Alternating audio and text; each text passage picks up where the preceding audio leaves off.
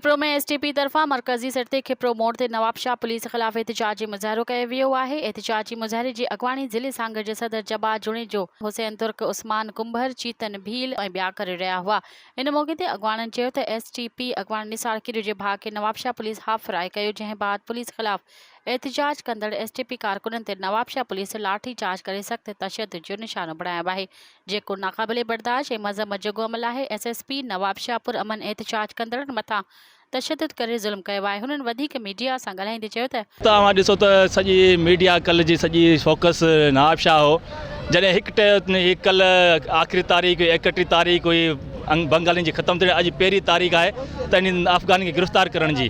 त अॼु सॼी नवाबशाह जी पुलिस ऐं सिंध पुलिस अॼु सभिनी जो टारगेट अफ़गानी छॾे एसटीपी जे कारकुन जे पोयां उन्हनि खे गिरफ़्तार करण जे लाइ उनजे लाइ। त असीं उन्हनि खे ॿुधाइण था चाहियूं त कल्ह उन्हनि साबित करे ॾेखारियो सिंध तरक़ी पसंद पार्टी नवाबशाह ज़िले त सिंध तरक़ी पसंद पार्टी नवाबशाह जो क़िलो आहे, एसटी जो क़िलो आहे। उन जे नतीजे में असांजे कारकुन ते तशद्दुद कयो, लठबाज़ी कई वई, उन खां पोइ मासूम ॿारनि ते तशद्दुद कयो वियो, न्याणी जा रह लाथा विया, उन ते तशद्दुद कयो वियो। त एसएसपी बोखलाड़ जो शिकार आहे। इहो ज़रदारी लीग जी जेकी वंगारबो वहे ऐं ज़रदारी हाउस नवाबशाह जी वंगारबो वहे, इनखे ॿुधाइण था चाहियूं त इहा तुंहिंजी जेकी वर्दी आहे घणा साल लहंदी, या डीएसपी साहिबु तुंहिंजी वर्दी घणी लहंदी, 4 साल 5 साल 6 साल 10 साल, उन खां पोइ केॾांहुं वेंदो? इहे सिंध जे शहर में घुमंदो त इहे सिंध जा माण्हू अव्हांखे ज़लील ख्वार कंदा ऐं अव्हांखे हलण जहिड़ो कोन छॾंदा।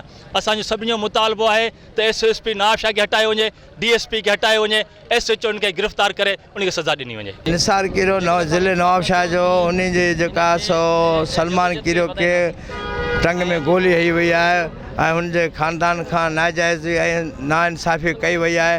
असां उन जे बारे में असां चऊं था त एसपी हटायो ऐं उन जे माना जेके सलमान कीरे सां इंसाफ़ कयो वञे ऐं केस जेको आहे सो नाजाइज़ कूड़ा केस दाख़िल कया आहिनि असांजे, ऐं जे इहो न कयो वियो त असां इन जो एहतजाज जो दाइरो वधाईंदासीं। एसटीपी जो कारकुन सलमान कीरो ते नवाबशाह पुलिस वारनि हाफ़राए कयो, उन जे लाइ एहतजाज तौर एसटीपी नवाबशाह वारनि दोस्तनि एहतजाज कयो। उन ते पुलिस ॿारनि ऐं औरतुनि ते बदतरीन तशद्दुद कयो। उन जे लाइ अॼु सॼी सिंध में एसटीपी तरफ़ां एहतजाजी मुज़ाहिरा कया वञनि पिया, रोड ब्लॉक कया वञनि था। असांजो मुतालबो आहे त सलमान कीरियो ते जंहिं हाफ़राए कयो उन खे मुअतल करे उन ते केस दाख़िल कयो वञे, नवाबशाह जे एसपी खे हटायो वञे, ऐं जिन पुलिस वारनि इहो एहतजाज कयो उन खे नौकरी सां बरतरफ़ कयो वञे, उन ते कार्रवाई कई वञे। उन जे लाइ असांजी सॼी सिंध में एसटीपी तरफ़ां एहतजाज करे रहिया आहियूं। अगर को ॾोहारी आहे, पाकिस्तान में अदालतूं छाजे लाइ ठाहियूं हुयूं?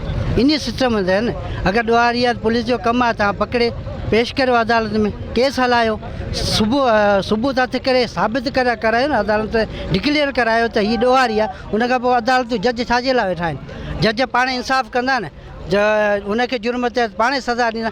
हीअ कहिड़ो कानून आहे जो कहीं बिलाजवाज़ गोलियूं हणी नौजवान गबरू सिंध जे नौजवाननि खे तव्हां ज़ख़्मी हाफ़राई करियो, कंहिं खे फुल फिराई करे उछलियो वञे थो? इहो छा आहे? इहो किथां जो इंसाफ़ आहे? असांजो इंसाफ़ मुतालबो इहो ई आहे त जेको आहे सो एसपीअ खे हटायो वञे ऐं जेको आहे सो इंक्वायरी कई वञे, फुल फ्लेज इंक्वायरी कराए। जेकॾहिं मुलज़िम आहे त उनखे पाण डिक्लेयर कयो, अदालतुनि पेश कयो वञनि।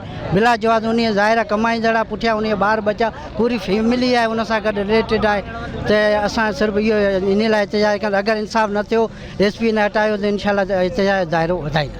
हुननि आला अख़्तियारनि खां मुतालबो कंदे नोटिस वठी एसएसपी नवाबशाह खे हटाए वञे ऐं मुतासिरनि सां इंसाफ़ कयो वञे। मज़ीद ख़बरनि ऐं तफ़सीलात लाइ विज़िट कयो असांजी वेबसाइट www.awamiNewsHD.com ऐं ॾिसंदा रहो अवामी न्यूज़ HD।